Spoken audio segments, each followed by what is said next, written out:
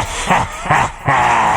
up, nerds, and welcome to another Prank Bros episode of Straight Chilling, the weekly horror movie review show where you chill and we kill, slice, dice, and chop up yet another horror movie. My name is Bob. I'll be your host for the evening. This is episode 528, recorded on Sunday, May 18th, 2025. Tonight, we're talking about the winner of the May poll, which is Milk Cereal from 2024. Before we get into it, let me introduce everyone else on the show tonight. First up, calling in from Washington, D.C., we got your boy Rand Diesel. What's up? What do you mean you don't like it? What's going on, baby? Let's talk. Let's talk about some milk, some cereal with a C, some cereal with an S, whatever comes to mind, really. I'm excited. Big dairy fans over here. We just chug milk on the regular. Can't big get dairy, enough. not a big lactose fan, though. Ironic. Bit of a dairy nut. Next up, calling in from Seoul, South Korea, we got your boy Soju. What's up, man? Oh, what up, boys? It's your boy. They're magically delicious stains. They're great. They're They great. are great. Nice capper on that. They're great. They're great. That's They're great. the second half of the slogan, often forgotten. They're great. Oh, yeah. Take my word for it, please. Last but not least, making his triumphant return to this show, writer, director, editor, all-around good guy. Welcome back, Franklin Ritch. What's up, man? Hello. I'm, oh my God, there's applause? Holy crap. The studio audience is- Yeah. That's real. Yeah, that's real Nearby. applause. I didn't realize you guys had a live audience. That's awesome. I'm just so happy to be a part of this balanced breakfast and ready to jump into this with you guys. This is going to be fun. Awesome, man. All right. Yeah, thanks so much for sitting in with us again. You, like I mentioned, you yourself, you're a filmmaker, and I think talking about this movie specifically is really kind of perfect to have you on. We'll get to all that, but you, like I mentioned, you're also an actor, and you're going to be in Mike Flanagan's latest joint, The Life of Chuck, coming out here shortly. You want to talk about that a little bit? Yeah. No, I'm stoked about it. I think it's going to be funny because I don't know if you guys are going to review it because it's not a horror film. It's a real kind of departure for Mr. Flanagan, but one that I think people are going to absolutely love, and one that's going to, I mean, he's obviously just such an incredible filmmaker and has done some amazing works in the genre space. And this is obviously an adaptation of a Stephen King short story, but it's definitely more sort of on the side of, Stand By Me and, The Green Mile than it is to King's horror works. And it is just such a beautiful, breathtaking sort of meditation on mortality and dancing. I mean, like it's so kind of out of left field. But there's also sort of an apocalyptic sort of element to it. And I don't want to spoil what the story's about. You really should go in as blind as possible. But it's coming out June 6th. I have like one line in it in the first few minutes of the movie that I'm very, very proud of. I got to work with an amazing group of people, including Chiwetel Ejiofor and Harvey Guillen and David S. Malchin. It was an absolutely amazing opportunity, and I'm super grateful for it and for Mike. But if you guys are free, in June to go check it out, I couldn't recommend it enough. I've seen it a few times now. I got to see it at Mike's house when I visited him in LA, and then at whoa. Toronto International Film Festival. What's that address again? Let's go ahead. I have it. Oh, yeah. But I lost. It's right around the corner from... Almost as cool as getting to watch it sitting in front of Mark Hamill and Stephen King. No, What? Luke it was amazing. Skywalker, get out of town. It was so funny too, because Mark is such an amazingly genuine, wholesome, he's like everybody's favorite uncle or grandpa, but and he was so enthusiastic, and then King was dead silent. It's clear that he doesn't go to movie premieres often. And seeing the two of them sit together, and Mark is kind of shooting the shit, and Stephen King is just sort of just completely very, very sort of soft spoken. But Mark, will you shut the fuck up? Trying to watch the film. Try to watch it. But from what I understand, he loved the movie, and it's got his glowing endorsement, which is again very rare for Stephen King adaptations. But I'm excited for people to see it. It's going to be a lot of fun. Better than The Shining. Got it. Put Hold it on the on. That's a pull quote. Free. I will say it's a completely different kind of King story. It is. There's hardly any horror elements to it, but one that will definitely move you in a profound way. I guarantee that. Awesome, man. Beautiful. Can't wait to see it. I know that one line that you got, best line in the whole damn movie. That's right. Looking forward. And it's about the Wi-Fi going out. It's a very important thing. Oh, Spoiler alert, that is a spoiler alert, pivotal, yeah. pivotal moment. The Wi-Fi. Any moment of any day that loses Wi-Fi is a problem. We got to get it back. We got to get it back. Right. Awesome, man. All right, awesome. Anything else you got going on you want to plug? Actually, you know what? I will plug. I'm very, very proud to have been a producer on a short film called Would You Rather that was written and directed by none other than Tatum Matthews, who was the little girl in The Artifice Girl. Awesome. Of course, she's 16 now and wrote this incredible short film script, sent it to me and to my collaborator Britt, and was like, I want to make this. And we were like, oh my God, this is really good. And so we helped her sort of figure out how to make it. And she directed it herself. She sat with me through the editing process. And it was just such an awesome experience getting to be a part of it. And that's going to be coming out soon. She's sending it out to festivals. I can't wait for people to see it because it's really good. This kid is so flippin' talented. And I'm just thrilled to be a little footnote on her, amazing career. It's really, really cool. Awesome, dude. That's great. Excuse me. Yeah, you mentioned the Artifice Girl. If you guys are listening and have not seen The Artifice Girl, definitely check it out. Great movie Franklin made. And also, I've been meaning to tell. I wanted to tell you in person, but the internet is close enough, right? It's basically the same thing. When we were in New Orleans in April for the Overlook Film Festival, I got to meet the owner of the Britannia Uptown, which is like a 120-year-old single-screen theater in New Orleans. Super, super kind older dude. I just happened to sit next to him at a screening, and we started talking. I found out he owned the theater, and he just started throwing movie titles at me, stuff that I need to check out.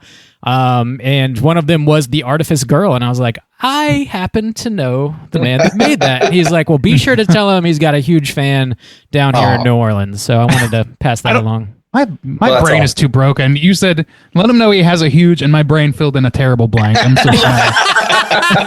That's actually what he said. It's good to know. Good to know that he's a huge fan. With whatever else that's huge. Very cool. He's awesome. an engorged fan of yours. We're gonna get that rumor going. Let's get it rolling. Well, the other movie he recommended to me was something called Cheerleaders in Chains or something. So you never. Good double feature, I'm sure. Oh yeah. Seem very, very similar pools to be playing in. Let's tackle just a little bit of housekeeping on our end here, and then we'll get into the main event. Our June poll is currently posted over on our Patreon website. If you guys support us at the $5 level or above, you get the chance to vote on a movie we're talking about this June. The theme for June is hurricane season, and the movies you're voting between are Bodies, Bodies, Bodies, Crawl, and I Still Know What You Did Last Summer. Whoa, Bob. How those numbers looking? They have not moved an inch since last week. Crawl is on top at 44% of the vote. Second place is tied between Bodies, Bodies, Bodies, and I Still Know What You Did Last Summer, 28% each. Yeah, about 44. That's not like a huge lead, though. That could swing easy, I think. So, You like never your can boy. tell. God. I'm sorry, what? You big flirt. Yeah, get those votes in before the end of the month. We'll see what we're talking about. Go Gator. Go Gator. Does anybody know, was Crawl filmed in Florida? I mean, I assume it must have been because that's pretty much a typical day in Yeah. Yeah. I'm not sure. Alligators get loose in the hurricane, I know. Standard. And they live in your giant crawl space that doesn't flood somehow. One of them big Florida crawl spaces. Mm-hmm. Oh yeah. We're notorious for our basements in Florida. Oh yeah. Yeah. Everywhere. Having them and whatnot. In other Patreon news, we got mini casts dropping every other Friday. We just dropped one last Friday on Sinners. Next up, Friday the 23rd, Juice, I believe you're talking about Severance Season 2. Oh yeah, that was a good one. That's been a consistent show, even though there's only 2 seasons or whatever. But I thought the second season held up very well compared to the first season. Maybe not as much, but close. Close. I'd Hey, say. don't give away the ghost just yet. Well, Patreon for that. Medium to loose recommendation is what I'm feeling. Yeah, Medium to loose is what I'm loose. hearing. Watch it if But you yeah, want. so that was good. Nice. Check that out. Like I said, it's dropping over on Patreon Friday the 23rd. And that's really all we got going on for Patreon. You guys have anything else you need to plug? I'm good. My house is clean this week. All right. Bob, you all clean? Squeaky. This house is clean. All right, let's get into the main event. We're talking milk and cereal, and we're kicking it off with the back of the box. What's on the back of the box? Whoa, Bob, I know you don't have this box because it's on YouTube. How does that make you feel? Incomplete. Horrible. Like there's just some missing hole in your life. I almost Mom? refuse to talk about this movie because I can't buy it on disc. But, I believe that. we got to honor the poll. Yeah, milk and You're cereal. so upset you didn't write a plot synopsis, I heard. That's true. That's true. Outsourced I went on it to somebody strike. who gives a fuck. Milk and Cereal, you can watch this in its entirety on YouTube right now. This came out last year, the runtime of 1 hour and 2 minutes. This was written, directed, and stars Curry Barker. Also stars Cooper Tomlinson, Adley Alvarado, Gloria Carroll, Andy Dubitsky, a handful of other lovely folks. Plot synopsis brought to you by IMDb is as follows. A surprise birthday prank takes a turn for the worst when a popular social media duo must face the reality of the... Wait a minute. Face the reality of the terrifying aftermath. Yeah, that is what it says. I thought there was a typo in there. There wasn't. No, the typo's your brain. Yep, that's correct. Gentlemen, have we seen this movie before, and would we recommend folks check it out? Franklin, why don't you kick us off, man? I had not seen it, and I was actually confused when you said that I should check it out for the podcast. I was like, okay, it's and then I realized that I had heard of it before. I think from Chris Stuckman had sort of mentioned it before, and the idea of it being this film that's 60 minutes long and free to watch on YouTube. I remember thinking, okay, well that explains it. That's something that I find is really exciting to talk about. I love the idea of a film that was made by a group of friends, kind of just not giving a shit about whether or not they're going to make a profit off of it, just wanting to tell a really interesting, fun story. And so I watched it for the first time this past week, and I'm so thrilled that I did. And I can't wait to discuss it more with you guys. But this was my first time watching it. Right on. It's one step in the direction of forgiveness of the one-sided pretend feud between us and Chris Stuckman. So that's good. He'll hear about us one day, probably. Still waiting on that Shelby Oaks, Chris. It's coming. Randy, what about you, man?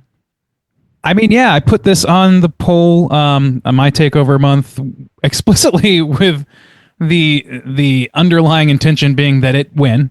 And we get to talk about it. Are you saying this is rigged, Randy? Are you saying I rigged it. I put you misled the investors, Randy? People pay us to vote, okay? and they got their vote. I just told them what So to did vote the for bots. and changed it if they voted wrong. Yeah, I really like this movie for a lot of the same reasons that Franklin just said. Like, I'm always a little bit... I glom onto things that are DIY and made with labor of love, with finances taking the backseat to just creative drive, and that's like what this is to its core. So and the way they released it is enough proof for me to know that just on its face. And then you get to watch it, and it's got a lot more going for it than just that. So yeah, I highly recommend this. There's no reason not to watch this. It costs you nothing, and it gains you a look into somebody's artistic vision that is worth looking at. So yeah, definite recommend. Cool. And Randy, am I remembering correctly? This was on your top 10 of last year? Is that Yes, right? it was. I think My number 2. Oh. Let me look. I'm gonna double check that. Let me double check that. The number. Number 2? Number 2. I might be misremembering. I don't know. Number 2. Yeah. No, it's not number 2. Sorry. It was number 5. Number 5. Last year was a banger year. So. Number 5. My number 5 out of 10. 2 sounded pretty high. Okay. What is this 2 you're talking? Juice. Juice. What about you? Is that somewhere after 10? I don't know. Yes, I would recommend people check this out, especially people who enjoy found footage style horror. You know, I know we've got a lot out, especially since COVID and stuff, and it's kind of a bigger boom after it blew up 15 years ago or whatever, but yeah, I thought this was a lot of fun. It's super short, and yeah, I would recommend people check it out. It's easy to watch, and I thought had really good atmosphere, and yeah, spooky good time. Well, maybe not spooky, but there's a lot of good tension there. Bob, how about you? Would you recommend people check this out? A tension-filled good time. Yes. Tension-filled spookiness. This is the second time watch. I watched it last year when it first came out. Definitely recommend this one. I think the DIY nature of it is really like inspiring, and they're just so creative that they do so much with so little. And the barrier for entry here is nothing. Just pull up YouTube and hit play. And treat yourself. I know it's a bit of a thrill ride. It's a roller coaster ride for an hour, and I think you'll. If you're a horror fan, you're listening to us, you'll probably get a kick out of it. So, yes, that sounds like a straight up recommend from the Straight Chilling crew here. Check her out. Yeah, dude. Milk and cereal. I knew it had to come at some point. I'm glad you pulled that one. Cereal and milk. We are going to be spoiling the shit out of milk and cereal, and here comes your warning. What's on the back of the box?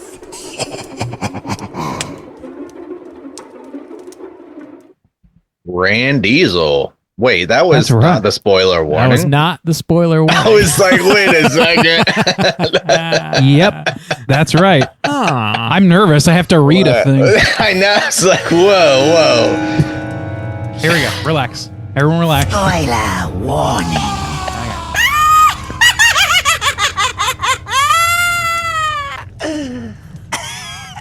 Want to talk about that box again, huh? I'm supposed to be on autopilot. What's on an wrong? entirely different part of the screen. I have my beats. Come on. Rand Diesel. I hear that you have been roped into doing the plot synopsis this week. I have, and this is you kept it short. Not for this movie, and not for me. Certainly, I'm not going to keep it short. I expect Bob to, but I'm not going to. All right, here we go. This is our synopsis.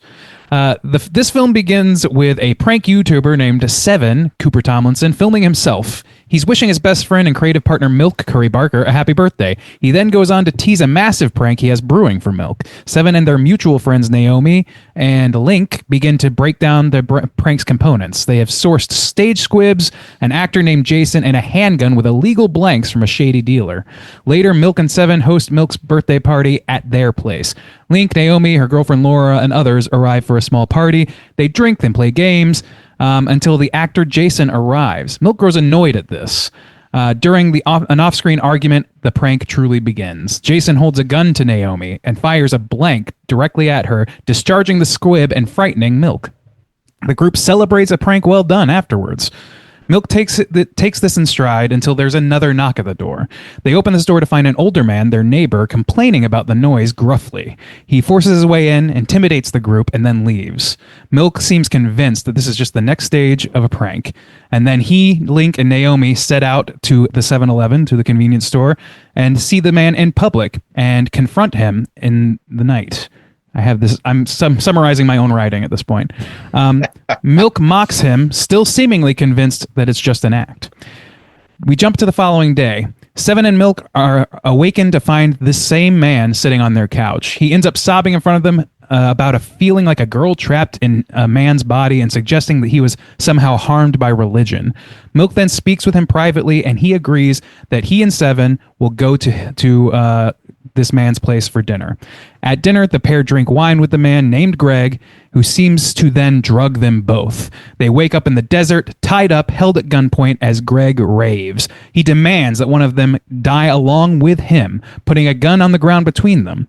Milk suddenly tosses sand into Greg's eyes and tells Seven to shoot. Seven does so, and Greg falls over. Milk then reveals this is all part of his prank. The pair laugh together until they discover that the gun they had fired had a live round in it and has actually killed Greg. We flash to 3 days prior. Milk gives a testimonial, and we see him meet Greg and his adult son, Frank. He convinces Greg to act as a plant in his prank at this time. Back at the night of the party, Milk films himself in his car, eerily speaking about stealing a jacket from Naomi's girlfriend, Laura. It becomes clear that he's not emotionally stable, to put it lightly, and this is something that he has done before. Milk later calls Laura and creates a ruse by which he gains access to her address. He then kidnaps her and takes her to an unknown location and ties her up. We see additional footage at this time of Greg and Milk talking at various times, collaborating on this prank, but Greg does not agree to drug anybody. He's very against it. Milk convinces him to participate under the condition that Greg not be party to the drugging and not film it, which of course ends up not happening that way. Back to the night of the shooting, Milk coerces Seven into burying the evidence to avoid jail, the evidence being the body of Greg. Milk encounters Milk encounters a policeman while waiting for Seven to buy shovels in a hardware store, but it's a false alarm. They're let off because he parked in a handicap spot, if I remember correctly. They buried the body, and Seven then becomes emotionally reclusive. Link and Naomi come by, and Milk reveals that Greg was part of Milk's prank. He tells them some details, but keeps it vague and says nothing about the actual violence, playing it off as a normal prank that went well. When Seven discovers this, he fistfights Milk and quits the prank channel in front of Link and Naomi. Milk is then shown a half-dead Laura still tied up. He sends a breakup text to Naomi with her phone, blocks her, and then beats her face into the ground until she dies. He then takes to playing with Seven's mind. He starts sending him texts from Greg's phone. He engineers situations just to gaslight Seven into thinking he's insane, knocking on walls, that sort of thing. Unexpectedly, Greg's son Frank shows up at their door asking about his father's whereabouts. Ryan. I don't know why I wrote that. Frank becomes convinced that his dad ran off to Vegas. But Milk and Seven begin to worry that he'll eventually blame them. Milk coerces Seven into plotting another murder, this time targeting Frank. Link and Naomi, on their own, begin trying to figure out what set off Seven and what caused him to leave this prank channel. They start investigating.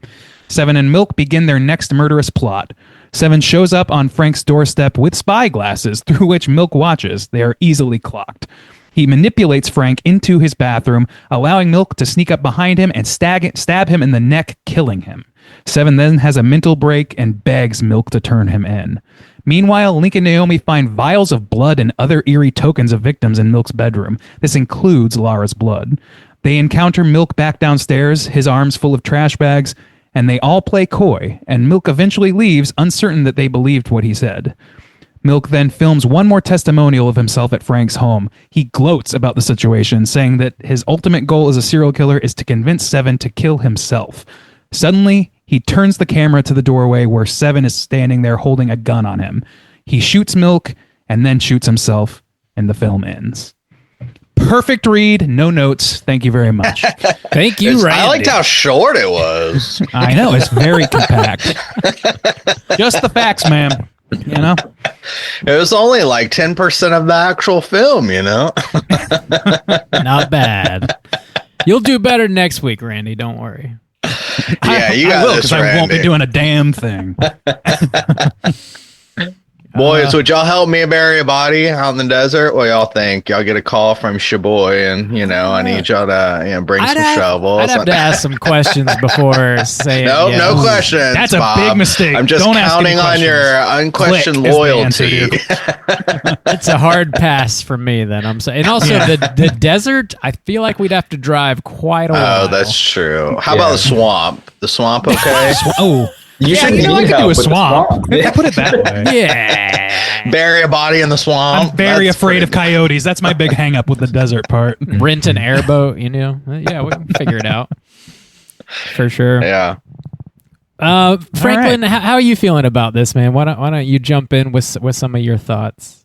Yeah, I mean, I think it's like I said before, it's awesome getting to see a group of filmmakers just kind of willing a film into existence like that. Obviously, I think I read that this film had a budget of $800, which is absolutely fantastic to hear. Obviously, they must have spent a little bit of money on maybe the squib and some of the props and the effects, but the rest was clearly just their friends and their own personal homes, filming everything just kind of in their own world. I know that this guy Curry Barker is his name. Have you guys watched any of his other stuff on his channel? I know that he does like some sketch comedy stuff, and he always sort of plays a weird character. But I hadn't really watched any of his stuff. Had you guys seen his stuff before? Just Not before this. Yeah. Yeah. I mean, I've seen it since. I've seen some since, and it's. But I watched the film with a good friend of mine who I guess knew his channel and knew about his other stuff. And he's like, yeah, he always plays this like weird, creepy, like weirdo guy in all of his sketches. And he's like, it's kind of cool getting to see him play a very normal character at the start of the film. Yeah. and then when things occurred, it was like, oh yeah, no, this is definitely more his wheelhouse. This is definitely what he's good at. And I will say, like, his performance is, absolutely terrific as Milk is really, really stellar. And obviously he probably had a lot of opportunity to kind of massage and workshop his character, since a lot of the sequences where he's kind of doing that, he's alone with the camera himself, with the camera and himself. So you can tell like he had really put a lot of his own sort of acting chops into that role. It was really impressive to watch. And I liked the other guy as well. I thought he was a strong actor.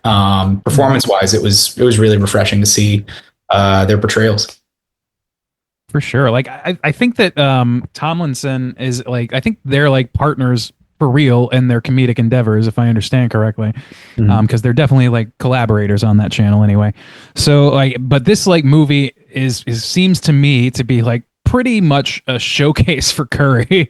As much as it's good in so many ways, a lot of the like core principle things, I mean, directed, written, all those things, like the behind the camera stuff is largely Curry, but with the help of his friends and cohorts. But like also all the screen time he gets, like you said, he really uses that screen time to his advantage. He does not miss a beat on this shit.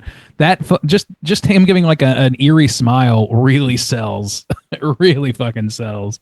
Yeah, I really hope we get to see this guy in some other like larger profile films. Like I hope he continues to keep making the stuff that he and his friends want to make, and keeps putting out really interesting, low budget films on his channel or whatever he wants to be doing. I hope he's able to do that. But I would like to see him like in a film with some other sort of larger names. I think he would really hold his own and kind of have a really great breakout if he was given that opportunity. Maybe in Mike Flanagan's next film. You never know. Hey, yeah.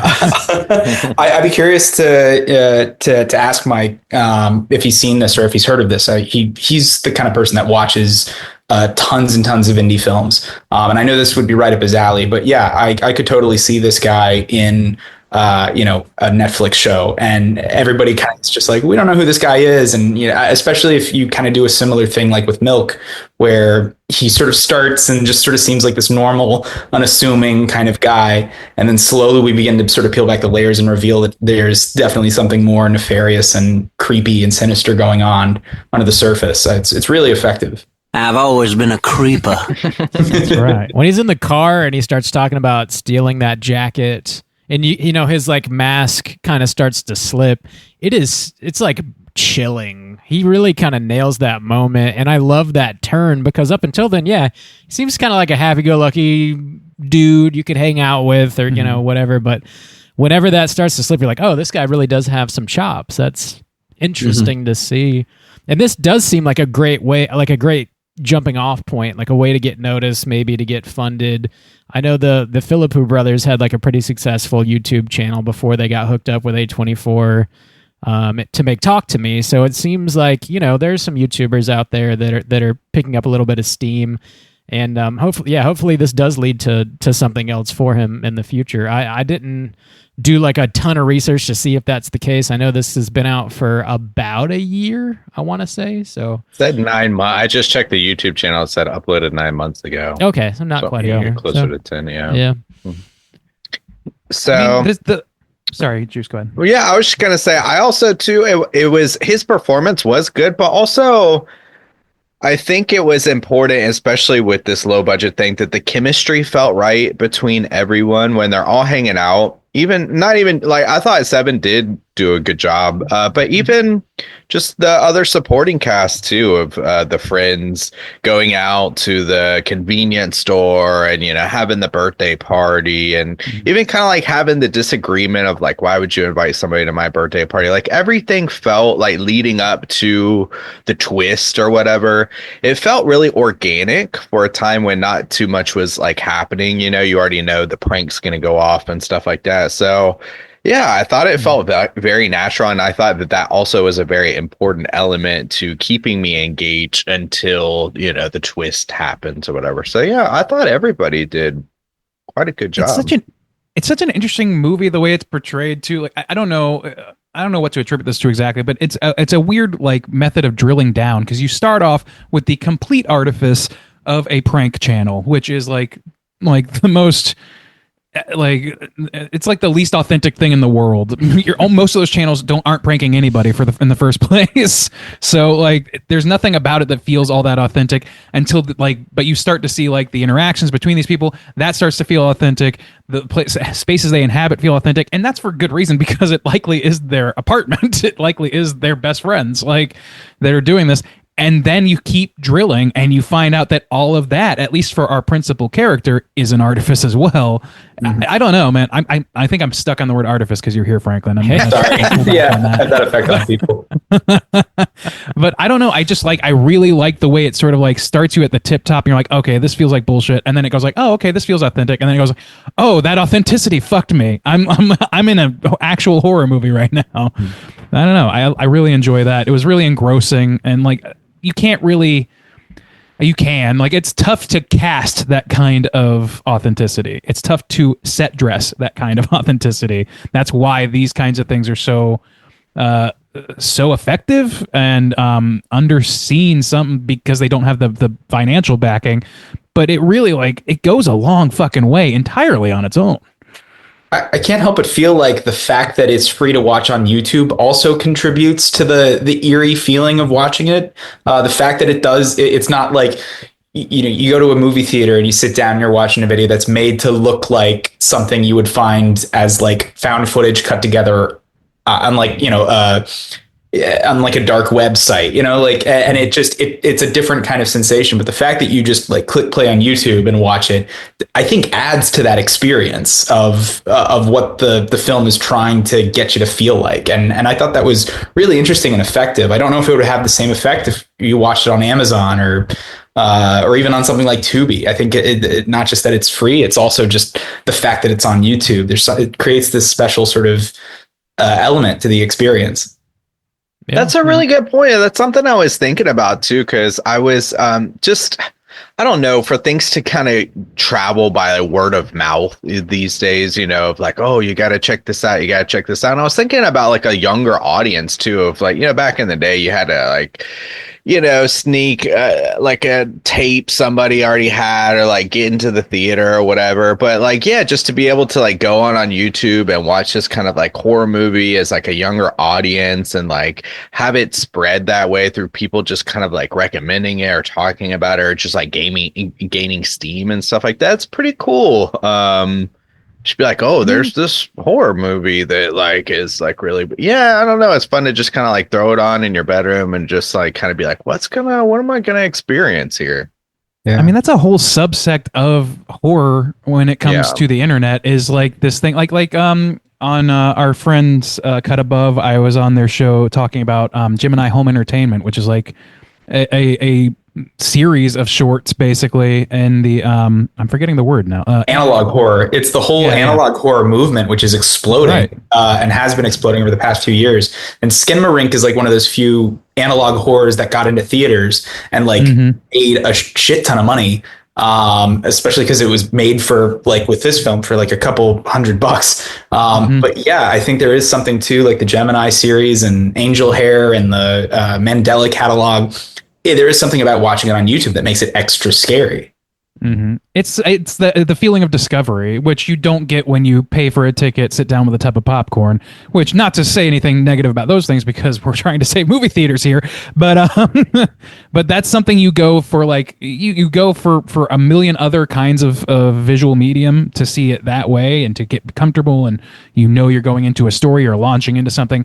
What's great about these is this and this sort of thing is that you're launching based on just like clickbait, almost like, oh, what is this weird thing, and you click it and then you discover something, and there's some you just can't finding that's another thing that's hard to replicate. You are finding the footage yourself. Like, people love that sensation. They have all experienced that in some degree with something that isn't intended to be horrific or weird, but just something that they are excited that they found. And to make it something horrific like this, it just, I don't know, it speaks to me. And I have a lot of positive feeling towards that sort of, like, I don't know, that sort of DIY fucking go get 'em attitude when it comes to creating something for the internet.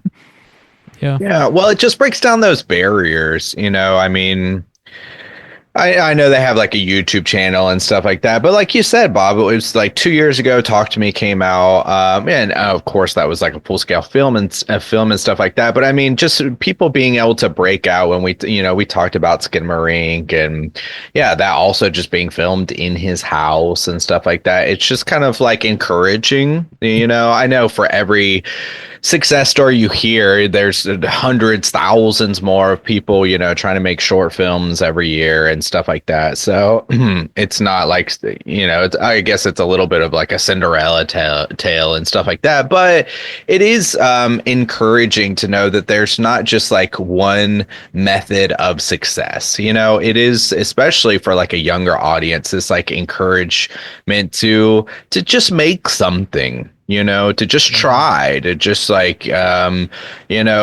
pull some small resources together and do something. If nothing else, then it's just like fun to create, and it just kind of like, hones your skills and stuff like that. And then, maybe you do get something like this. So, I think I do. I mean, we used to do stuff like this all the time too, and we were younger, and it's just fun to see. It was way better than this, though. It was certainly way better. We just didn't have YouTube, That's don't have the heart that's why we didn't make it. We don't want to make the rest of the filmmaking public look bad by releasing that. Oh, yeah. We're going to keep that under. Yeah, so we'll hold on to that. But it's in the vault. The Straight Chilling vault is chock full of goodies. Something that like kind of struck me as pretty original in this movie is like the idea of having a serial killer who he seems to have only like one rule that he tries to abide by, which is that he doesn't kill his friends. That's like one of the things he says. I have morals. I'm a good person. I have limits. I tell myself that all the time. I won't kill my friends. You're a good person. Control yourself! But he is not afraid to totally lean in and manipulate and gaslight his alleged best friend into where he wants to put him in a situation where he's going to just kill himself, which is almost more sinister, that you wouldn't just, shoot him in the back of the head and get it over with. You're going to drive him absolutely crazy first. And I love how he defines gaslighting as pranking someone but making them think they're wrong. I was like, that is so fucking sinister, man. That idea was just super. It felt fresh and original when it comes to like a serial killer type movie, I guess. It also just feels like honestly like a natural extension to some of the weird fuckers who actually do this kind of shit. It doesn't feel like it's untrue about somebody, that there's somebody out there that's willing to take it. Like the thrills people get from pranking each other, it's supposed to be lighthearted or whatever. And the bigger it goes, the more views it gets. So they make it bigger and they make it bolder or whatever. But ultimately, like, most of those people are doing it to just for a lark, just for the spectacle of it, and at the end of the day, it's harmless. But every so often, there's somebody who just needs an excuse to fuck with somebody. There's like McCamey Manor type fuckers out there that just want an excuse to do heinous shit to people because that's what they want to do. So I feel like it's a natural extension. Well, even outside of that, because that dude like runs a business where people come to him and pay for it, but then you have these. It was free. So one of the big things too is like tying it to Korea. That's like just a big story here is the Johnny Somali guy who like came here. He like went to Japan and just causes like all kind of fuckery. And actually now he's facing like 20 years in prison, which is wonderful. Shit, really? But yeah, they stole his passport and like so he's actually going to trial, which is great. But it like in a kind of way, especially like from a younger audience and like just what's going on like socially too, it is interesting too, because everything, it's a prank, and they keep like pushing that idea. But it kind of reminds me too of the kind of idea behind like wrestling, or they do it in boxing sometimes. Like you create this villain to have somebody that people want to root against, but it brings in a ton of attention and money, and to the point where when they took, at first they didn't put that guy Johnny Somali in jail. They like took his passport and they wouldn't let him leave the country, and he got like so desperate for money that he was still going out into the street to do things because he was stuck in a country where he can't work and he wasn't in prison. And to feed himself, he would just go do obnoxious thing in the streets because people would watch and tip him money to do shit. So it's like creating this villain to get paid, or like, to feed your channel or to feed your thing. It's like, I mean, these are old tried and true, like tested ways of like entertainment, but that have usually been scripted or fake, and like wrestling, you create a heel, you need somebody to root against so the crowd show up and want to see him get his ass beat. But these are like real people's lives, and they're just like fucking with people in real life that have nothing to do with them. Yeah, it's this crazy. Is classic horror territory though, isn't it? Because it's like fucking clowns. Like these are people that are like out there, fucking clowns. No, but like you have these people that like you make somebody like the Joker and people love it because it's dallying on that line of like, ooh, what if this seemingly innocent thing isn't as innocent? Or what if this person does something like that transgresses against somebody else, but it's all fake, so it's fine. It's fine to applaud it. It's fine to applaud the villain and find an anti-hero and applaud, for doing these things. But then somebody gets it in their head that that's cool for real, or they have it in them already that they want to do something and they use it as an excuse. Like there are prank channels I remember from like way back, and I'm sure this is still a thing, where they'll just go around and like just intentionally drop a slur in front of people, and then when they're about to get their ass kicked, be like, yo, bro, it's just a prank. It's just a prank. That person clearly just wants to say a slur to somebody. Like it's excuse making for the worst kind of people. But then you also have that leads to the argument of like, is art causing people to do these things, or like was art imitating life? You get all the way drilled down to bedrock. It's art. People have no control of themselves. They're being puppeted by art. Yeah. You just drill yourself all the way down to the bedrock of human existence, which is like, where is the line? Do I determine where the line is? Does society, and can I cross that line? Can I push the line further? Like, I don't know. There's something really fucking like core about what's being talked about in this. Yeah, I think there's an interesting evolution in found footage films. In the sort of Blair Witch era, you go back 20 years, right? It was all about like, we're going to record this for preservation's sake or just to sort of document it, right? But now with sort of modern found footage films, it's much more akin to what we're experiencing now. When you film something, you're filming it for an active live audience. When you look at films like Cam or Spree, right? Like, and this one in particular, it's like we're doing it for an active audience. We already have we're influencers. We're putting ourselves out there on the internet. Content, not a documentary. Exactly, content now. And I think that that's interesting because the idea of capturing something for preservation's sake, we're going to go out into the woods and film a documentary, feels way less like scuzzy, I guess, or I don't know. It feels like that's a normal, like that's something that is fine.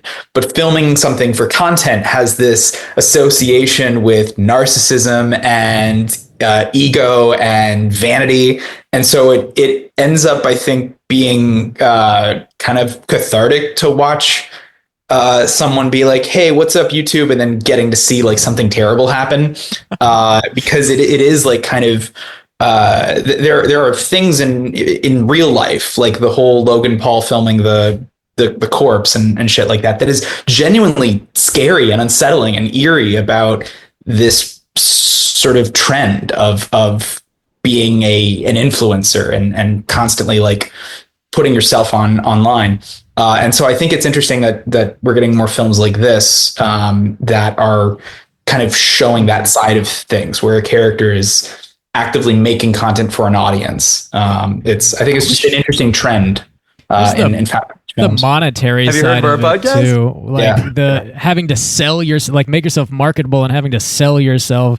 Like, sure, I think I'm guarantee people that have like huge YouTube followings do have an ego because they know they can see like how many thousand people watch this little clip I just made or whatever. But there's also it's easy to fall into that trap. The more people the dopamine trap that watch it, the more money you get because of ad revenue, or at least that's how YouTube Have you works heard of our now. podcast? So like, yeah, you're like whoring yourself out to the internet too. So there's another level of like scuzziness in that, like, there's people that make quality content and like not dunking on YouTube like us, because we're on fucking YouTube, like us. But there's a bunch of like layers to it's not just documentary filmmaking anymore by any means, but yeah, it's wild. But you also like a lot of times need to make it feel like it is. And that's where authenticity schisms away from it. Like you can create a heel or whatever, and that can be entertaining, I guess, when it's known artifice. But when you're like supposedly documenting yourself, like That's Logan Paul, 4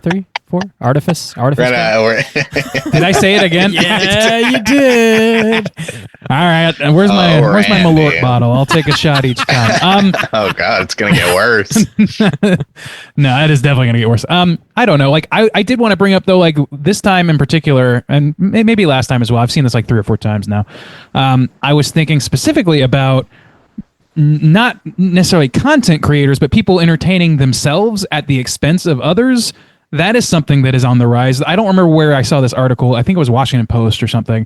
Was talking with somebody who was part of a group that is one of many that makes it their business to go to spaces where people are there to talk about being depressed and try to convince them to kill themselves. Try to convince themselves to commit suicide. It's a fucking rising trend. It's extraordinarily fucked up. And it's something like that's his stated goal in this movie. I feel like I don't even know where to go with that except to say like it's good to shine a light on this shit, I guess, on some level. It makes me feel like disgusting to even like say that shit. Like you have to be a repugnant human being to do that. But it's something because people are like hardwired for the dopamine hit of watching somebody authentically do anything. It can include horrible things. And some people already want those horrible things to happen. They already want to see horrible things. I don't know what to make of it. I apologize for a quick little tangent. There's a film, and I can't remember what it's called or when it came out. I imagine probably in the mid to late 2000s, but it depicted chat rooms, like online chat rooms, as physical rooms, and they would have the characters come and sit down in these chairs. And the whole sort of premise was that there was someone there who was because it was like a support group kind of thing, right? And there was one person there that like I don't think we see their face maybe, and their whole purpose is that they're there to try to convince these people to commit suicide. And I can't remember what that film is called. Does anybody have is it called Chat Room? Very possibly, yeah. There's a short film called Chat Room that's more of a comedy, but it's not about that exactly. It does visualize things that way. Chat Room 2010. This is probably it. I think this is it. And I just remember when you mentioned that, I was like, I hadn't thought of that movie in forever. But yeah, it's scary to think about how some people out there are just trying to entertain themselves by hurting others or damaging, ruining someone's day, or back at it again at Krispy Kreme. Like, well, it reminded, because to be fair, we talk about like a growing trend, and it just becomes like more available. But to be fair, I mean, it made me think of two aspects that are linked together. In the first being that, the old tapes that were like bum fights or whatever, where the guy would go out and he would pay homeless people to fight themselves, fight each other, or just to do things. These desperate people just trying to get a little bit of money to degrade themselves, to humiliate themselves, to, enact violence against other people, and to tape it. And then it also then too reminded me that guy was then invited to go on to Dr. Phil and like explain himself. And when he did, he dressed as Dr. Phil and said like, and threw it back in his face, like that you're just as bad as I am because you exploit people who are like hurting and like humiliate them on public, on television and for like, so I mean, this like type of exploitation, this type of like fascination with people that are like fucked up, like same thing with like Dr. Phil and shit that was going on like that, like, oh, this divorced family and you bring this dad, or like, oh, this man cheated, and all the things that it's like, I don't know why people have this fascination to just watch people crumble, It makes you feel better about yourself. I guess it makes you think like, oh, no matter how bad my life is, at least like I'm not that fucked up, or I'm not that bad. Maybe, I guess. I don't know. I'm sure that's part of it. But the thing is, like, there's also like comparatively innocent versions of this. Like, there's things where it's like, I'm interested in people who are on the fringe of society or whatever. I'm interested in seeing like videos of people from like remote tribes experience like a song that I like for the first time or something. Like, there's something like that's not harmful about that. It is, at its core, you can say it's exploitative. You can definitely say that. And I don't like, that's again, like, where are we drawing the line? Like, it's a tough call. Where, at what point does exploiting somebody or them exploiting themselves in some way become transgressive in and of itself versus just an exploration of humanity? Like, the humanities itself is like, is just researching another culture exploitative? I don't think so. But I mean, you could make the argument that those things are at least tangentially related. There's a curiosity about the world around us and the people that inhabit it. And how they would react in certain situations. That's why we're interested in stories in the first place. Yeah, it is like it's a gradient of morbid curiosity. Like I would never in a million years watch a bum fights video or watch a video of someone doing that to like just some random person, someone exploiting someone like that. And yet, like, I just recently rewatched the Borat sequel, where you have this incredible like story arc with this nanny. It's just absolutely phenomenal, like how well it works in the context of the story, and is really wholesome and sweet and really beautiful. But also knowing that woman tried to sue Baron Cohen and tried to like say you completely like lied to me, and it really messed me up. And then there's like a show on HBO with Nathan Fielder called The Rehearsal, which is kind of like if you took Nathan For You and just injected billions of dollars and cocaine into it. Like, it is a wild ride that ends up like walking this weird ethical line of, is this okay to watch? Like, is it okay that Nathan's doing this? And like, I don't like soft ass shit. So I just think it's interesting how it's like your spectrum of morbid curiosity when it comes to that can like vary. Some people, will watch that, but not the other thing. And it is sort of on the same line in a way. Yeah, because I was just thinking too, I've for many years now, I've enjoyed, I have to be careful with myself, but like Soft White Underbelly as a YouTube channel of like doing these interviews, with people. But then, you like start to look and you think, I mean, like, I don't think that guy is exploitative or those things, but yeah, it is, It can be. It easily can be. And I guess I don't know, how do you judge it? By the intention or whatever?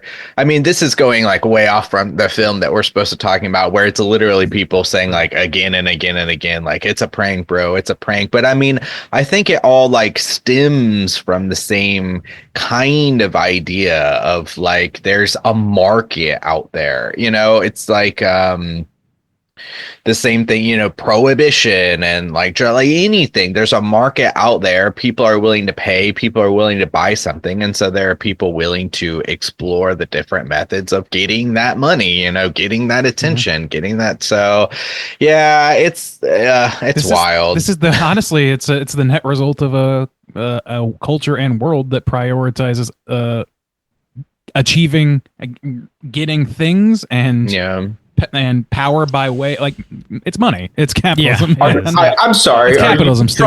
Are you trying to diss capitalism here? Not on my show. I would never. A movie podcast with the man with millions of blues behind him.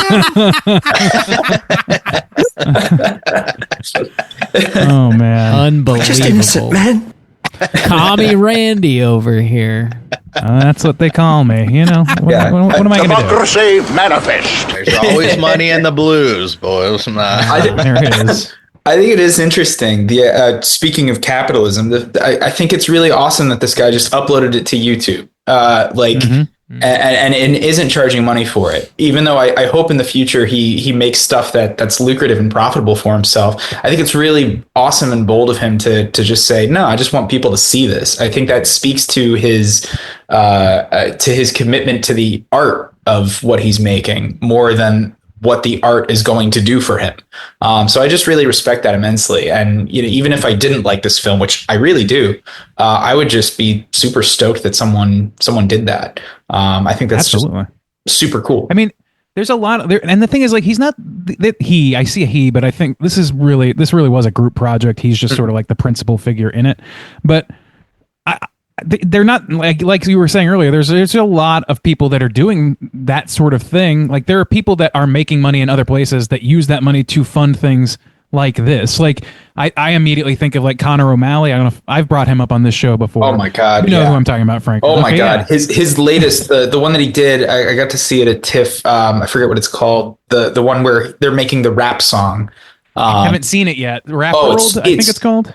Yeah, absolutely incredible. And his the two Corey short film is great. Yeah, the two Corys and the mask thing, like. But he's another person that's doing that. Yeah, that same thing. He does that sort of thing. And you could argue like even though he is making money at it, I think that like Nathan Fielder's show, wherever you want to draw the line of ethicalness about it or whatever, I think he's pointing at it intentionally, and he's like intentionally, especially this season, saying like, hey, I have millions of dollars at my disposal to do these elaborate things. What if I did it for the public good? But oops, I also have to make an entertaining show or else I'm in breach of contract. Like, that's where the money's going. How can I hijack this for a reasonably positive purpose? I think is like a really fucking interesting thing to say with your fucking HBO show. Like, that's crazy. Yeah. Truly, I don't know. I'm very excited. We're getting way afield of sorry. the movie. Well, I was thinking about to tie it back into the actual film is because it was just mentioned that, you know, we praised this one guy and like, oh, Milky, it was such a good performance and stuff like that.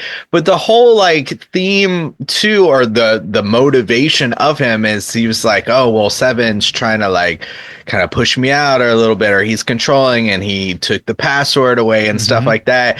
And knowing that this is such a group project and that like one person is like getting the attention and stuff, it does make you wonder about, you know, like for instance, Seven and how much he has to do with this film outside even just of like, you know, writing and editing and stuff like that. But like, oh, all eyes are over here on this guy or whatever. It is like a kind of fun dynamic because it is so close to reality, the truth of like what could happen. And that's part of like the titillating part too, of like the plan that this guy comes up with when we see him take the jacket and then call Laura or whatever, and then just like get her in the car. It's like completely reasonable. We're not stretching like the imagination here of like what could really happen. I mean, that's not that big of a deal, you know, for something like that to play out in that way.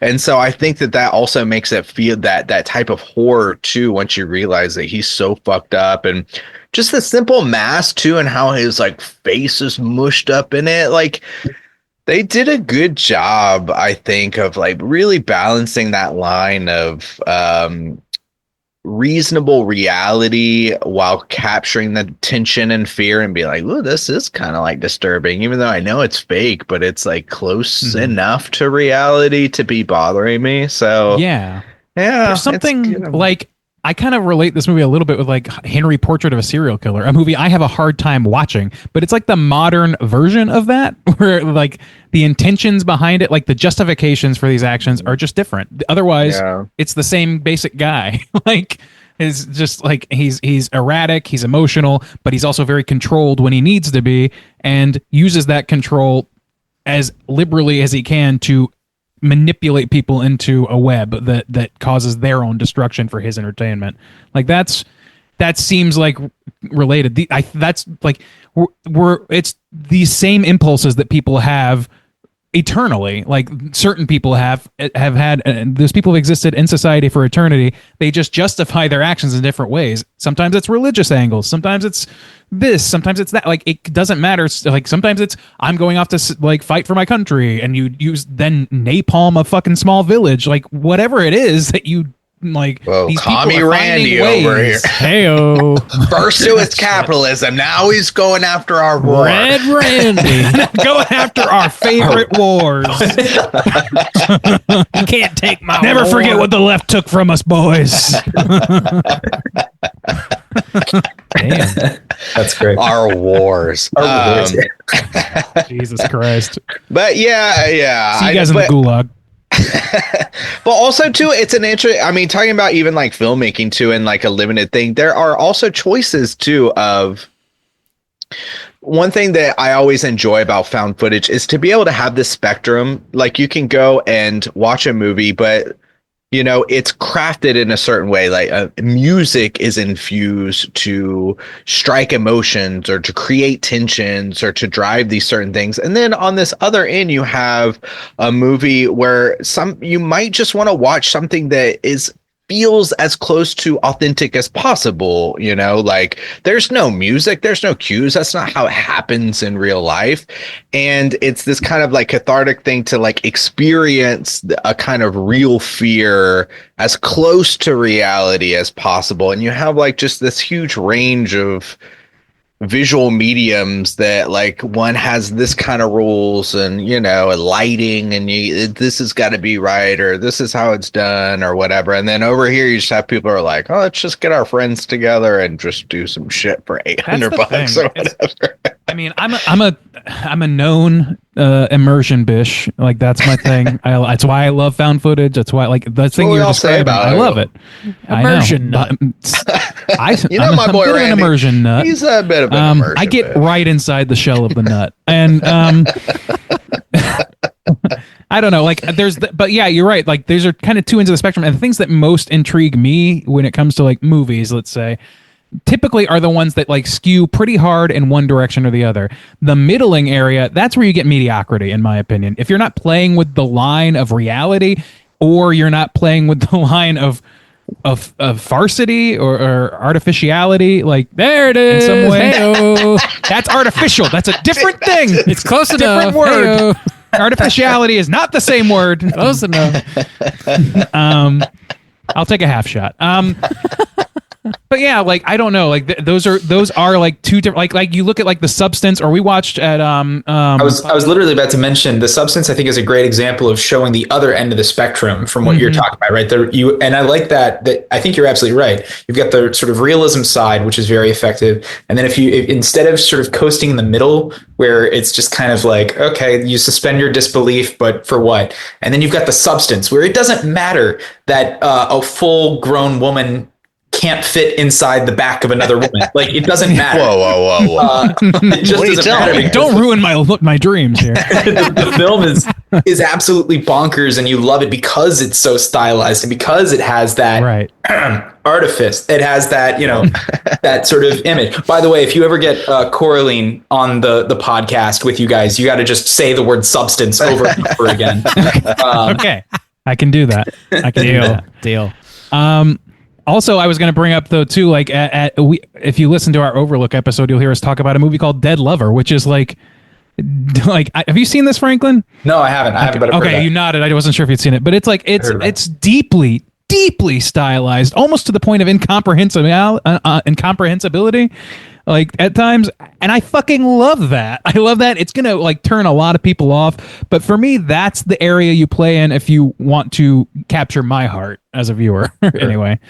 Yeah, and you really mostly just get that from the indie side. I feel like The Substance is one of those rare films where it had a decent budget, but was also willing to just go ham with its style and its own kind of rules of its own world. But like, if you want to find something that's really out there, you kind of do have to look for those indie films. Like Hundreds of Beavers is a great example of a film that there is nothing else in the world that looks like Hundreds of Beavers. And it's so specific in its stylization and its rules of its world. And it works really well. It's not trying to go for realism. So you're not expecting things to work realistically. And that's what makes it so fun. The rules are consistent. And I think that's important, right? Like with The Substance and with things like Hundreds of Beavers, that stylization, the rules should be consistent, and they are, and that's why I think they're great. But yeah, it's different when you're doing something closer to realism and reality, like Lake Mungo or the Blair Witch films. Like it's a different kind of priorities that you have to have. I felt like when working on Artifice that was something that I really wanted to try and try to lean as far into realism as I could without going into, found footage. Obviously, I still wanted it to feel cinematic in a way. But I also didn't want to have any characters with CGI, digital screens pop up. And it's like, we're in the future and I'm going to do this, or I didn't want to show any flying cars or, big cities or whatever, and just try to keep it feeling as close to just sort of the floor as possible. And so I think that's an important thing for indie filmmakers out there to try to determine, pick a side of the spectrum and really commit to that rather than just kind of hanging out in this, like you described it. I really like that. I hadn't thought of that before, but that kind of boring middle place, Yeah. I mean, there's room for the Top Guns of the world, but that's not what's going to get me usually. It's going to be something a little more absurd or a little bit more grounded. So that's where I'm at. Agreed. Dunking on. Are we the landing Top this plane Guns. already, Bob? Yeah. Yes. Bob, Speaking come of on, Top we're Gun, good yeah, we'll land the plane. Let's go and rate this thing out of 5. Franklin, why don't you kick us off, man? How do you feel? Yeah, I'll give it a solid 4 out of 5. I would also like to see a 9-minute cut of this. And I think a large majority of the issues that I had with it as I was watching were justified because of the twist. And I do like the way that the film recontextualizes a lot of the kind of strange, and in my opinion, when I was watching, I was like, well, that was a stupid decision. Why would you do that? Why wouldn't you call the police? Like, what do you do? And then of course, by the twist, it's like, oh, well, that explains it all. And, aside from just a couple of pacing issues and, some editing issues that I had personally, like I was thoroughly entertained and really, really enjoyed this film. Really can't wait to see what Curry and his team does next. I hope they keep making awesome stuff, and I'm excited to see what they do. Right on. 4 from Franklin. Ray and Diesel, how do you feel? Yeah, I mean, I feel largely the same. We've really, really we use this movie as a jumping off point to have a great conversation about just films and about reality and I don't know, humanity as a whole. I think that speaks volumes for it. Doesn't speak volumes about us because I'm not that smart, but that this movie can make me enter smart person's territory is very admirable. I got to give it to him. I really love this movie. I've seen it, like I said, I've seen it 3 or 4 times. I don't get tired of it. It's nice and compact. I could also see a 90-minute cut of it. I wouldn't mind that. I think that maybe pacing is a good call as far as like something to ding it on, but I have a hard time dinging this on anything because it just gets me so jazzed. I have such a heart for it because of where it's coming from and how it chose to exhibit what it wanted to say. And like the fact that it leads to great conversations, the fact that the performances are across the board really great, and especially in the principal character, like I really just, I don't have a lot of negatives that I can't gloss over extremely easily. So I'm going to give it a 4.5 personally. 4.5 from Rand Diesel. Juice, what about you? Yeah, so since we didn't talk about it too much, and since Randy went so high, I'll bring up a couple critiques, which, to be fair, like, it feels sometimes like a little, I don't know, I'm gonna bring these things up, but at the same time in the back of my mind I'm going like, but yeah, but it was made for $800. I mean, you're kind of like towing that line where, but when you're doing a movie review, I mean, I guess it's worth bringing up. Hey, sniff them farts, man, let's go. Well, I don't necessarily think I'd want to see a 90-minute version of this, and part of what I like is that they were like the self-restraint of being like, I mean, everything's kind of there to what I need. And I think all the main cast did a really good job. The one that started to kind of bother me a little bit was the son, was Frank or whatever. Sometimes the Frank performance or lines and stuff was the ones that felt like were kind of starting to pull me out a little bit. And what I will say too is the first half of this was like very believable I'm not thinking this is happening, but I was just like fully immersed in what was happening and everything like that. And then the second half, there were like moments where things like where they needed to tie things up, or they needed to justify things, or things needed to make some sense or whatever, or go a certain direction, that I like kind of started to see, you know, a little bit of like the strings or what stuff like that. And so like the older guy saying, like, you know, looking at the camera and be like, Milk, I told you not to drug yourselves. It's like, well, then why would you take them out to the desert? If you're so opposed to the drugging and you told him not to do it and then he did it, then why are you going to trust him? And why are you going to tie these guys up and take them out of the desert if he's doing the thing that you didn't want him to do? You know what I'm saying? So little things like that start to kind of like pick a little bit away at the foundation for me. But overall, again, I brought up the positives. I did really enjoy it, but I'm going to take it down just a scotch. I'm going to give it a 3.75. 3.7? I agree with those critiques as well. No, that's reasonable. But stupid.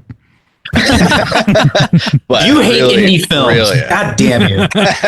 That's just the kind of prick I am. Hell yeah. That's just kind of the prick I am. Bob, 5. There on the second time watching this, there were like some decisions being made and some things that were inserted just, you know, for plot convenience to move the story along that I picked up on that I didn't really on the first time, and it did distract a little bit. Like him keeping like the address written down to his murder shed with a key in his little like blood vial box. I was like, why on earth would he do that? Yeah. Doesn't make sense. But they have to get there to see what he's done because, you know, to move the plot along. Also, like, yeah, Frank going to look in his bathroom to see if his dad is there. Like, you know, that was weird. I was like, he wouldn't let this person in his house at all. You know, it just, certain things like that. I do really like how at the end of the movie they show a hand reach down and like, you know, pick the camera up. Like they show you the footage being found, and that's how the movie ends. I really like that. I can't recall another found footage movie where that happened. I'm sure it happened somewhere, but that just kind of stuck out to me as being kind of neat. The moment where Milk is sitting on the bed and he takes out all the blanks from the gun and he loads it with real bullets, and then he's like just like goofing around in front of the camera and putting the gun at his head, and he's like, oh my god, I almost pulled the trigger. It's like that. There are little moments like that with that character that are just so fucking chilling. They really get under my skin, and I just really appreciate that in this movie. The sort of like confessional moments with Milk, I think, really stand out. Also, when he's in the murder shed with Laura, and she's like, is this a prank? You know, because they're pranksters is what they do. And he's like, nope, you're just unlucky. Life is unfair. Just that cold ass statement is so fucked up. There are great moments in this. The DIY nature, like I said, is just really inspiring. And I think for what they were trying to do, they really did knock it out of the park, and I can't wait to see what they do next. So some minor critiques, but they feel nitpicky, honestly. So I'm going to come in with a 4 out of 5 on this as well. That's going to put our aggregate at a 4.1 out of 5 for Milk and Cereal. Let's jump over into our Rotten Tomatoes segment and see what the critics and users have to say. Certified fresh to death. Hey, everybody. Welcome to the Rotten Tomatoes segment, in which I'm going to give these folks a chance to guess, within the best of their ability, what the aggregate positive score is for Milk and Cereal on Rotten Tomatoes. Oh, wait! Can't fucking do it. No. Not on there. Damn. Really? I meant to mention that before we started, but Just with the segment intro and everything. Psych! I decided to give it one more go. Maybe one more search will get me there, but no, I'm not finding it. We could try the IMDb score, assuming that it has one on there. Let's see. That's You weird. could how many likes on YouTube? Yeah, let's do that. I love that as idea. shit. Yeah. Yeah. There isn't. I don't see a star. Oh wait, no, there is a star rating on here. Okay, so this is an out of 10 rating on IMDb.com. So there's going to be no rotten, no fresh. Just give me your best guess out of 10. What do you think that the aggregate score is on Rotten Tomatoes? I'll start with our esteemed guest, IMDb. Franklin. What are you thinking? On IMDb, people are mean. I know They are mean. experience. They all just want they want to take a piece out of you. I'm going to go with, it's probably, I don't know, maybe they're really kind to this one in particular. Like, everybody has a reason to like really love this movie, despite, how they actually felt about it. Like, we all want to support this movie, but I don't know if IMDb gives a shit about that. Real quick, before you give your score, I just want to say I usually give a count, and there's over 2.5 thousand reviews given. So 2.5 thousand. I'm gonna go with 6 out of 10. 6 out of 10. All right, 6 flat. All right, Bob, you come in the middle here. What are you thinking it's going to be? Coming in the middle with a 7.5. Nice, Oh, right nice. there. Decidedly not in the middle. All right, Soju, how about you? Yeah, I don't know, because I never look at IMDb scores for things, so I don't know how it It's depressing. sways, and 2.5 is quite a lot, but I guess I'll play it safe and go in between these boys, and I'll do the 6.9, please. Ooh. 6.9. Look at Playing you. it real safe. Playing it real safe, sticking with Well- what I know. Well, one of you is just 0.3 points from the correct answer. The correct answer is 6.6. Soju's walking away with the comedy number. Sticking with what I know, but God damn. Yeah. all right. Well, there you go. Every time. Maybe IMDb just wants every score to be the Never comedy fails, number. man. Tried and true. 6.6 is a great score. I It is. love 6.6 as a score, and I think that Curry and his team should be very, very proud of a 6.6 on IMDb, because 6.6 is actually like really hard to get, you guys. Like, it's a really good score, and it's like really, really impressive to get a 6.6. Artifice Girl has a 6.6 on IMDb. Woo! Very impressive score. And there's the lead. Some would say the perfect score. Some would say. Like, it's hard to do better than a 6.6, honestly, guys. Like, Higher than that, too pretentious. Lower than Exactly. that, dog shit. So, that's the sweet spot. Almost right? impossible to get higher than a 6.6. That's where it goes. The Shining got I a will say- 6.5. yeah. I will say this, like, I'm looking, like, I know that, like, they've done a lot of, like, short films, like you said, as well, and some of them are horror short films. I've seen The Chair, which was kind of a more hyped up short film that they've released probably the year before this. That's got a 6.8. They've got a few other horror shorts, Warnings, which I haven't watched yet, 6.4. One called Heavy Eyes, 7.0. Like, they're kind of hitting pretty strong on the IMDb as far as that goes. That Heavy Eyes, I heard, was pretty good. And then they had another horror short called Hell Yeah! Oh my God. Man, that sucks! The perfect bump. Thank you. That's my winning chant, Franklin. So I gotta always sneak it in there. well delivered. Bob was waiting. What was the title? What's the title of that horse? I gotta check this out. I gotta know what it is. Oh, God. I could tell they. I could prank, bro. I could tell that they really enjoyed hearing you say that. A lot of enthusiasm. They're always waiting, to see how I work it in there. Disrespect. What do you mean you don't like it? What do you mean you don't like it? All right. Yeah, I'm just gonna skip the reading reviews portion because I don't go into IMDb reviews. That shit's depressing as fuck. Yes. Cool. Let's call it a day on this segment. Cool. Right, Rob, you got trivia? I couldn't find any trivia, and I'm not going to make you play the bump before I say that. So we'll just... It's totally time for trivia. Don't you dare. Well, boys, I couldn't find any trivia. I am not listening to your rules. Randy's off the reservation over here. I've been shooting Malort, so you know. Oh, yeah, sure. Yeah, couldn't really find any trivia about this, but we can continue on with our Cooter of the Week. Straight chillin'. Cooter of the week.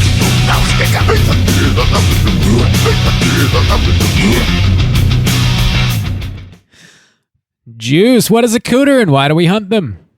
Well, big thanks to Jacksonville natives Get Brisket for that Cooter bump there. Theme song. A theme song, yeah. Cooter's character type and a straight chillin' exclusive.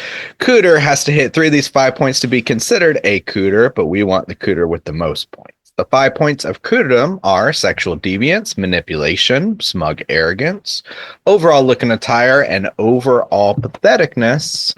I think we got a pretty strong cooter. Dude, the name Gimp Brisket just conjures the worst images in my mind. Very distracting. Rich businessmen eating brisket off the back of a gimp's leather suit as he sits posing as a coffee table. Extra salty today. Damn. Anyways, so I think we could probably clock milk on this one, eh, boys? I think he's got it. Yeah. Manipulation, very, very, very, very, very, very high. Very high on the manipulation scale, yes. Smug arrogance, very, very, very, very, very high. Was there any sexual deviance going on? I kind of think so. I think he's fascinated with Laura. I think it's implied that one of Naomi's previous dates or girlfriends or boyfriends or whatever had gone missing earlier in the film, which I noticed on a later watch. That I think their name was maybe on one of those vials. I didn't double check that, but I'm pretty sure. So what, you think he's like obsessed over her then? I don't know if it's obsessed over her or just like his friends, or like it's like he's got the people that he protects and that are part of his clique, and only he is the master of them or something. I don't know. I could see that being. I could extrapolate that. Also, too, if I can't remember if it's revealed or not. I mean, this doesn't have to do with the sexual thing, but maybe that they try to play it off as him being upset when Link shows up to the party as being authentic because he only wants his friends there at the birthday party or whatever. Yeah. So, yeah, I mean, he really was upset about that. He said it's because it threw his plans off, and maybe that's why. Maybe it's like X factors are not welcome in his world, things that throw off his. He wants to be in control. So I don't know if it's sexual or not, but there's potential there, maybe. But yeah, I mean, when he has Laura tied up and everything like that, he's really like torturing her. I don't think they imply he's doing anything. No, I don't think he's like actively doing sexual things to her. Thank Christ. But yeah, I don't know. So, looking attire, was he wearing anything good? Well, he's got his little mask thing. Yeah. It's the mask, and his reasoning for it's like you can't really see my eyebrows, so it really accentuates my eyebrows. Which leads into patheticness. Okay. Yes. Yeah. Oh, yeah. The fact that it is weird that he sticks by those rules to where he doesn't have a problem killing people, but he can't kill 7. He wants him to do it himself or whatever. Yeah, that's true. So maybe that's like his lack of resolve or something too. I don't know. Maybe. Or He like, fails. can't break his own rules, Not that he doesn't. does He, fail, he, yeah. he gets killed. That's pretty. Yeah. That sucks. Like that's pretty. Yeah. Well, he gets caught gloating about it. It's like, yeah. There's no confessional. quicker way for your yeah. shit to fall apart than that. Yeah. So I mean, so he hits pretty much all of them except for the sexual, which is weird because that's usually a pretty given one. That one comes up a lot. With these kind of characters, yeah. Yeah, so 4 out of 5 though. That ain't bad, boys. I don't think but I don't think there was really anybody else. Like maybe 7, and part of it, he's got some manipulation with the participating in the pranks and kind of pathetic a little bit, I guess. A little pathetic. Like, I don't know, a little pathetic. Like the I don't know what it hits, but like disregard for his friend's safety by taking them to this fucking dark web arms dealer's fucking van and shit. Like, and doing smart. that prank, dude. I thought something was going to go wrong with the first prank where they're like, "Oh, right, yeah, like that's the natural thing that I think it leads you to believe." Like, what the fuck? I thought it was going to be fucking. That was actually a pretty good twist shit. because I thought that definitely was like going to fuck up somehow. But yeah, so maybe 7, maybe he hits like a couple points, but nobody's beating Milk in this one for sure. Not even close. We got him. We got him. Not even close. Yeah. Big time Cooter, 4-alarm Cooter, Milk. Lock him up. Throw away the key. Leave your key and the address in a little box under your bed. Gentlemen, let's talk about what else we've been watching this week. Hey gang, what you been watching? Franklin, what you been watching, man? Oh, obviously just Sonic the Hedgehog 3 over and over again. Just bitter that I didn't take the job. They really wanted me to direct it. And I really thought I was above that, but I was wrong. Like it was a really spectacular script. James Carey's a real up and comer. yeah, he's got a lot of potential, that kid. It's sincerely though. I was trying to remember what I watched recently, and I'm aside from The Rehearsal, which we were talking about, and I'm finally watching season 1 of Andor so that I can watch season 2, and everybody's talking about it. I will watch it, I promise. I am a real Star Wars fan, I promise. But the thing that I do want to mention though, I guess this is more sort of me kind of coming up with a comp or a comparable film to Milk and Cereal. Jesus. Milk and Cereal is a French film that came out, I want to say in like the early 2000s, 2002. And it's called He Loves Me Not. And it stars Audrey Tautou. She was Amelie, right? And I remember watching this film when I was going to school, and it is similar to Milk and Cereal in that it has this sort of twist that recontextualizes the entire first half of the film. And I won't spoil what happens, but what I will say is that you're going to watch the first 45 minutes and think, why did Franklin like this? Like, I don't understand what this is. And then there's something that happens and it becomes a genius piece of cinema. And it completely like makes that first 45 minutes of what really brilliant. And so I highly recommend that. He Loves Me Not. It's in French. So watch it with subtitles. I don't know where you can find it, but it's really, really great. And if you liked Milk and Cereal, I highly recommend checking it out. Sweet. Damn, all right. Thanks for the rec. Have a good rec. No worries. Randy, what you been watching? Not a ton for me this week. Just been very busy. I also am watching The Rehearsal. Got to catch up on the most recent episode, but me too. Yeah, I've already said a lot about it. It's tough to describe. This past week, I think I mentioned this maybe last week. Actually, it was 2 weeks ago. Some friends came over, and I was trying to tell them what it was about, and we just eventually gave up and watched the first episode together because it was just like I can't do a better job than the show can of telling you what it's about. I just can't physically do it. Hey, Door City over here. Yeah, dude. I mentioned somebody brought up The Rehearsal at work and said that line to me. I was like, man, if that becomes a quotable line around the fucking water cooler, this world is fucking nuts. I don't even know what to make of that. Anyway, so yeah, there's that. I also did watch Final Destination Bloodlines, and I have some thoughts on it. I may reserve those thoughts for a minicast. I'm still thinking about it. I just recorded one today, Randy.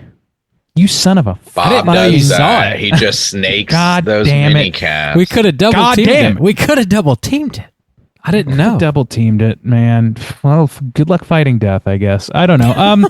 So yeah, that okay. So my general thoughts are there's like it was pretty good with the bar being Final Destination 1. I think it was pretty good. It's not going to hold the same candle to me. To me, that movie is kind of like, I don't know. It's really fucking tough to replicate, except by just taking the general like conceit and just like making big fun spectacles out of it, which this movie does well, is what I think. I think the spectacle part, the most important part, is done well.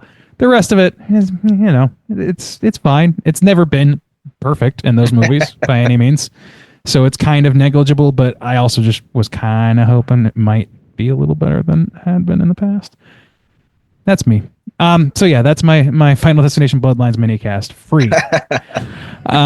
And then the last thing I saw was not a film or a piece of media, except it was a musician that I really enjoy called Chris Farron, who came and did a small set here in DC. You know Chris Farron, Rob. Yeah. Half of Antarctigo Vespucci with Jeff Rosenstock, as well as his own solo act. And his solo act is so fun. It's a visual component to it. It's just fucking fun shit, man. I had a really good time. I highly recommend you look it up. I'm wearing the t-shirt now. It's good. Kind of power poppy, pop punk stuff. I don't know if that's accurate. I'm bad with genres with music, but it's fun. That's really it for me, though. Cool. Yeah, Juice, what you been watching? I finished that movie Ash, directed by Flying Lotus and starring Aaron Paul. And it was pretty interesting. I think I liked the first half better than I liked the second half, but it's a movie that's very stylized sci-fi, and it kind of reminded me, it was a weird thing, made me think of a movie that would have been made in like the 2000s but just made today, is what it feels like, with just like updated graphics and look and like acting stylings and stuff. Doom or something. Honestly, there are moments that remind me of Doom. It's got some like POV shots that kind of remind me of Doom, and honestly, it kind of does remind me of Doom a little bit. So yeah. So yeah, it was interesting. I might do a mini cast on that one. I fell in the damn hole. And then the only other thing I watched was The Ugly Stepsister, which is now on Shudder, and it was good. It was good, and then I was putting it on my list for horror of 2025, and I was realizing like, oh, this year hasn't been that great so far. It's like we're almost halfway, and I was like, "What's going on?" I know there's like some big ones coming up soon, and I haven't seen Sinners yet. To be fair, I know we're covering that, so but yeah, I was just like, okay, 2025, you need to step it up a scotch. But I did like The Ugly Stepsister a lot. I liked that they played it just straight up like a fairy tale. We don't have a lot of fantasy fairy tale horror. That's just not something that's really done often, at least not these days. And yeah, they played it pretty straight, and I went ahead and recorded a mini cast on that. So you have that to look forward to. Perfect. We're not doubling down on everything. I'm just fucking around. I don't mean to mislead the investors. I know Bob already recorded one for that. I don't mean that's going to hold up great in court. I don't mean to mislead. It's a prank, bro. It's just a prank. It's a prank. I really didn't mean to embezzle. It was a prank. No, I didn't actually record a money cash. Just can't take a Bob. joke, can you? Oh. But yeah, that's all I've been watching. Did we go to Bob yet? Bob, you still gotta talk about what you've been watching? I can't remember. Are you watching any of those fucking things behind you yet? Yeah. No, none of those. I haven't watched a whole heck of a lot this week, but we've been watching The Wire. Finished up season 4. It's devastating. Very, very I think good that's show. my favorite season. Beautiful. And we're like 4 episodes into season 5, I think. And so far I'm enjoying it more than I recall enjoying season 5. It's holding up pretty well so far. It felt like a drop off the first time I watched season 5, where I was like, there's a little bit something, and I can identify what it is, but I don't want to say it in case anybody wants to actually watch the show, because they should. Just the overall average of The Wire is just extremely high, though. So really enjoying rewatching all that. And then, Final Destination Bloodlines. I saw that in the theaters. Really fun popcorn flick. Like I said, I have a mini cast on it. So keep your eyes peeled for that, dropping soon. That's really it, though. Not a whole lot this week. We do have one voicemail, though. So let's go ahead and jump over into our Hotline Screams. Hotline Scream.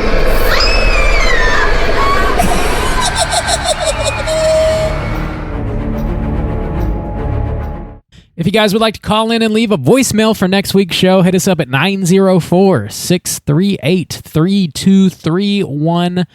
We're going to hear from our friend, the librarian. What's she got to say? Hi, Divas. My in-law story is my last girlfriend. Her mom thinks I made her queer. When I first started dating her, she had not yet transitioned to female.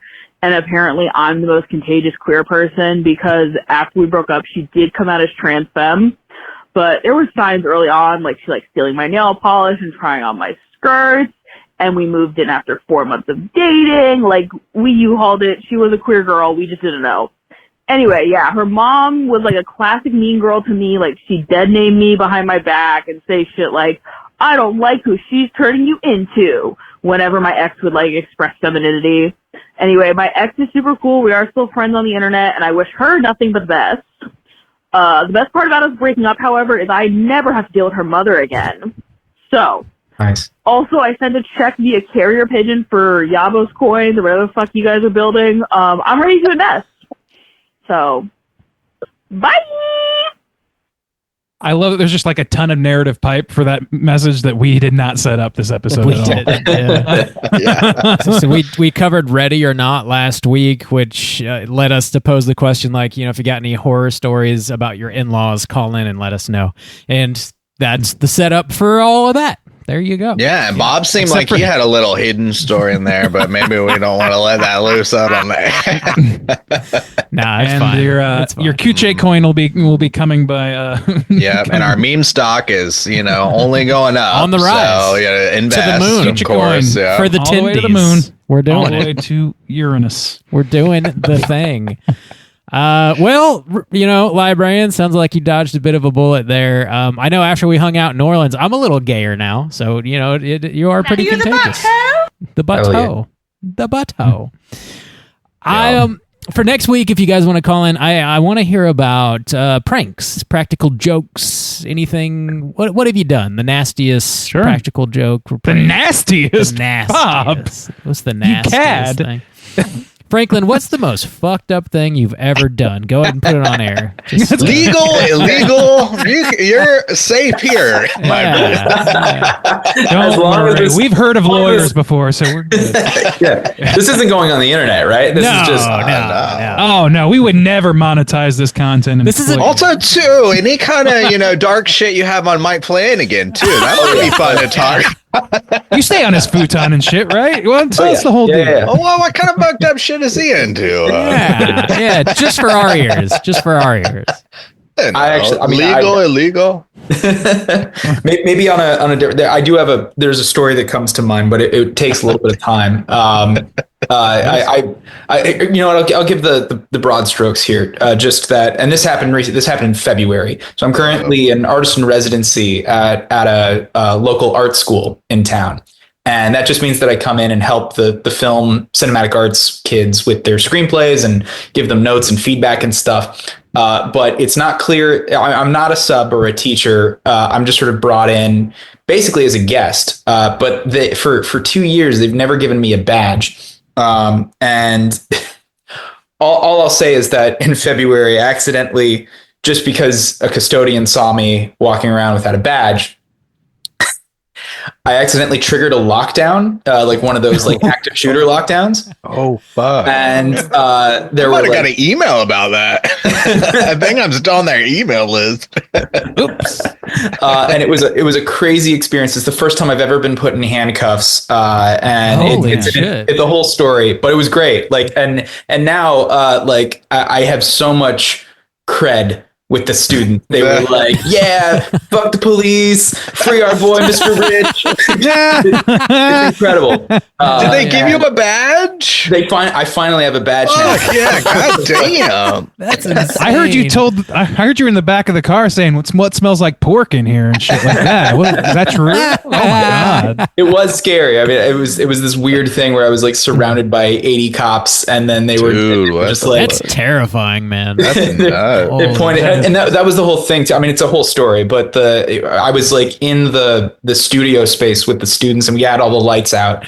And I remember the kids are all like texting back and forth, and it's like, oh, they're going into this building. The police are looking for someone. They don't know, like they think there's an active shooter or whatever. And one of the kids is like, apparently they're looking for someone with red hair.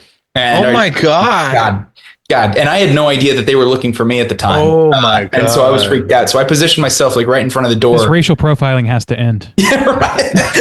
I had positioned myself right in front of the door with like my crisscross applesauce on the ground, away from the kids, right, with my hands up. And as soon as like they open the door, they unlock the door.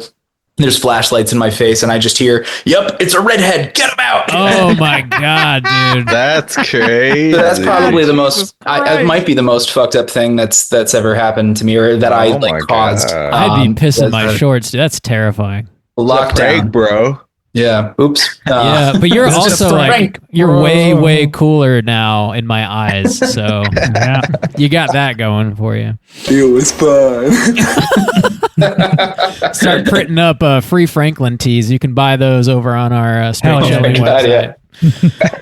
Anyways, sorry to keep this up. But, no, that's awesome. I mean, that's not awesome. No, that's for sharing. tops any story I'm going to tell. So cool. Yeah, call in 904-638-3231. Got any pranks or practical jokes? Let us know.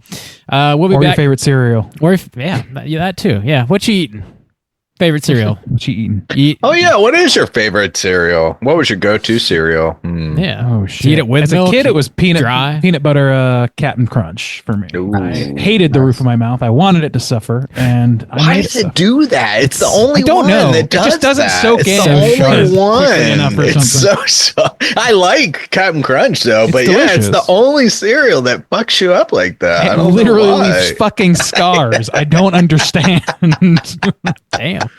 My mouth is in a trauma, and it was peanut butter flavored because it's just sugar. But I used to love Lucky Charms and Cinnamon Toast Crunch, and the Reese's Puffs. Those are good too. CT Crunch is hard to beat too. Oof, it's so good. Just candy floating in milk. Yeah. It really is. It's just dessert. I like to just pour milk over Hershey's Kisses and call it breakfast. Oh my God. We love dairy over here. Big dairy boys. Oh yeah. We'll be back next week with a new show. As always, we're talking about Sinners. Check it out. Ooh. Check it out. Get ready for next week's show. Yeah. Franklin, again, thanks so much for sitting in with us this week, dude. We love having you on. Thank you guys. Anytime. I will always hop on. I love talking about films with you guys, and thank you so much for inviting me again. Yeah, man. Absolutely. Yeah. Don't get arrested. Stay out of jail. I'm going to try. Yeah, I'm going to try. Yeah. Cool. Yeah, check out Sinners, check out The Artifice Girl, and until next week, as always, all you mother truckers, please keep chilling. Fight film!